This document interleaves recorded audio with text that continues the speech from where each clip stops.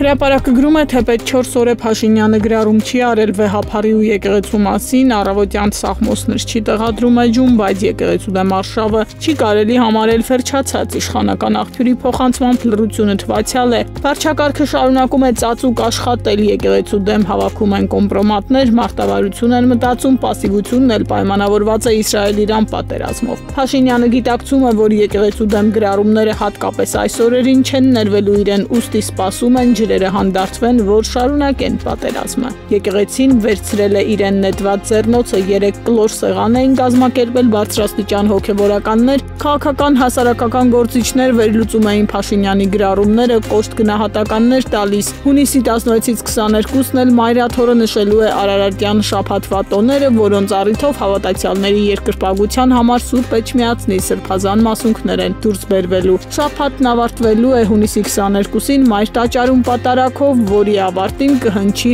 մաղթանք Մայրաթոր Սուրբ Էջմիածնի անսասանության ու հավետ պայծառության համար, գրում է թերթը։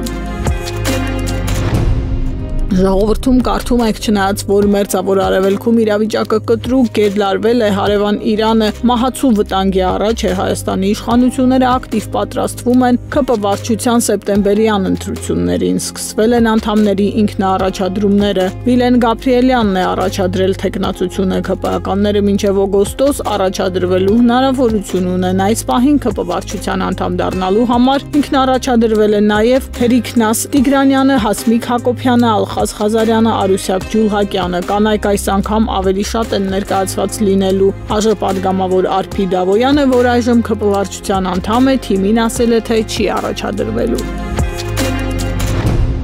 Նույն թեմայով հրապարակում կարդում ենք հունիսի 15-ը ՔՊ վարչության ընտրություններում թեկնածուների առաջադրման վերջնաժամկետն է 20 հոգանոց վարչության համար 42 թեկնածու է առաջադրվել գործող կազմից չեն լինի Արփի Դավոյանը, որը երեխայի է սպասում, սակայն աղբյուրի փոխանցմամբ թիմը հատկապես Հանձին Տիգրան Ավինյանի, Արփի Դավոյանի դեմ է, թե բոլորի դեմ սլիվներ է կազմակերպում, անցանկալի մարդ է դարձել Փաշինյանի համար, որովհետև քննադատում է ՔՊ-ական կոռուպցիոներներին։ Գործող վարչության մյուս անդամներն առաջադրվել են ԱԺ խմբակցության կանանց մեծ մասը նույնպես, գրում է թերթը ու հիշեցնում ՔՊ վարչության գործող կազմը 15 հոգանոց է, որոշել են նաև եւս 5 տեղ ավելացնել։ Ամեն երրորդը պետք է կին լինի։ Երբեմնի կարկառուն ՔՊ-ական այժմ արտգործնախարար Արարատ Միրզոյանը, ինչպես նախորդ անգամ, այս անգամ էլ չի առաջադրվել, աղքը նույնպես, կարդում ենք թերթում։